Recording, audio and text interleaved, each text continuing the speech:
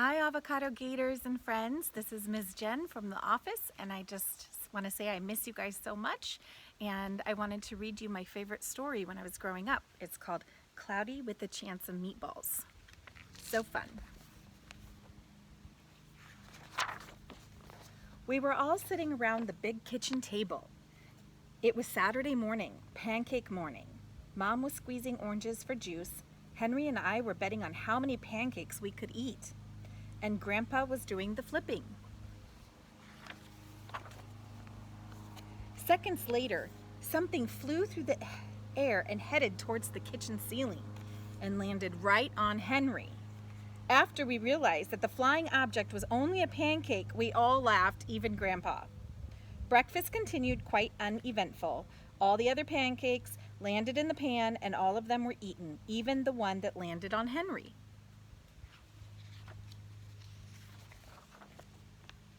That night, touched off by the pancake incident at breakfast, Grandpa told us the best tall-tale bedtime story he'd ever told. Across an ocean, over lots of huge bumpy mountains, across 3 hot deserts and 1 smaller ocean, there lay the tiny town of Chew and Swallow. In most ways, it was very much like any other tiny town. It had a main street lined with stores, houses with trees, and gardens all around them. A schoolhouse, about 300 people, and some assorted cats and dogs. But there were no food stores in the town of Chew and Swallow. They didn't need any. The sky supplied all the food they could possibly want. The only thing that was really different about Chew and Swallow was its weather. It came 3 times a day, at breakfast, lunch, and dinner. Everything that everyone ate came from the sky. Whatever the weather served, that is what they ate. But it never rained rain, and it never snowed snow. And it never blew just wind. It rained things like soup and juice. It snowed mashed potatoes and green peas. And sometimes the wind blew in storms of hamburgers. Ow. The hamburgers.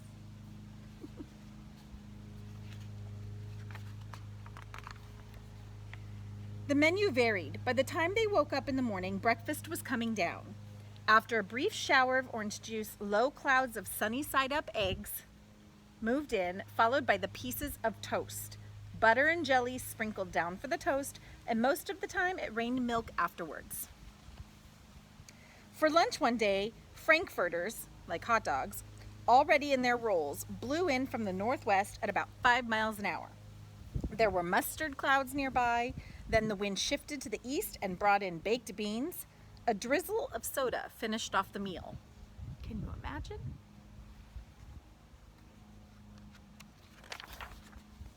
Dinner one night consisted of lamb chops, becoming heavy at times, with occasional ketchup. Periods of peas and baked potatoes were followed by gradual clearing with a wonderful Jell-O setting in the west.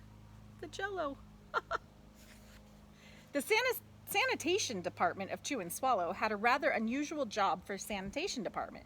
It had to remove the food that fell on the houses and the sidewalks and the lawns. The workers cleaned things up after each meal and fed all the dogs and cats. Then they emptied some of it into the surrounding oceans for the fish and turtles and whales to eat. The rest of the food was put back into the earth so that the soil would be richer for the people's flower gardens.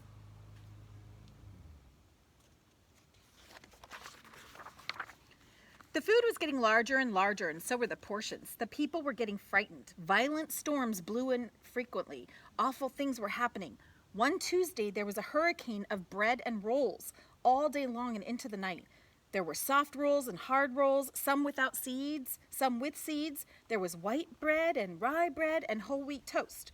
Most of it was larger than they had ever seen bread and rolls before. It was a terrible day. Everyone had to stay indoors. Roofs were damaged, and the sanitation department was beside itself. The mess took the workers 4 days to clean up, and the sea was full of floating rolls. To help out, the people piled up as much bread as they could in their backyards. The birds picked at it a bit, but it just stayed there and got staler and staler. There was a storm of pancakes one morning and a downpour of maple syrup that nearly flooded the town. A huge pancake covered the school. No one could get it off because of its weight, so they had to close the school. Look at that huge pancake. And the helicopters are trying to pick it up. Wow.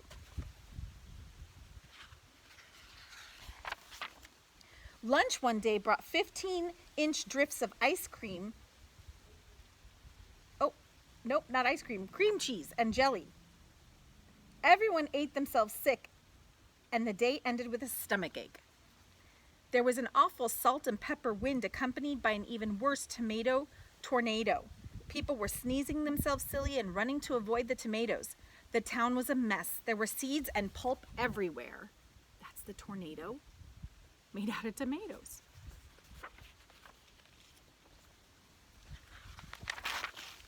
The sanitation department gave up. The job was too big. Everyone feared for their lives. They couldn't go outside most of the time. Many houses had been badly damaged by giant meatballs. And there was no more school for the children. So a decision was made to abandon the town of Chew and Swallow. It was a matter of survival. The people glued together the giant pieces of stale bread, sandwich style, with peanut butter, took the absolute necessities with them, and set sail on their rafts, made out of bread, for new land. After being afloat for a week, they finally reached a small coastal town which welcomed them. The bread had held up surprisingly well enough for them to build temporary houses out of the bread for themselves. The children began school again, and the adults all tried to find places for themselves in the new land.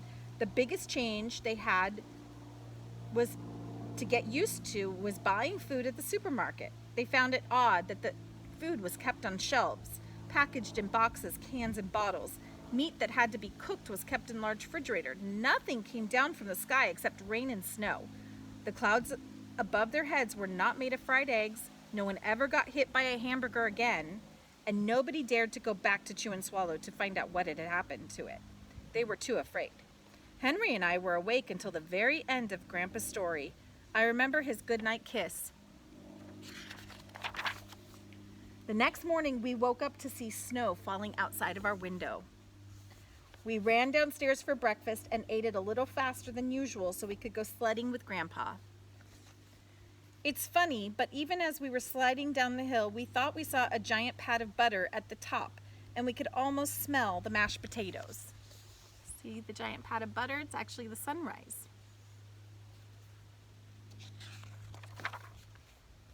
The end. I hope you liked my story, and just wanted to say hi, Gator friends. Have a great day.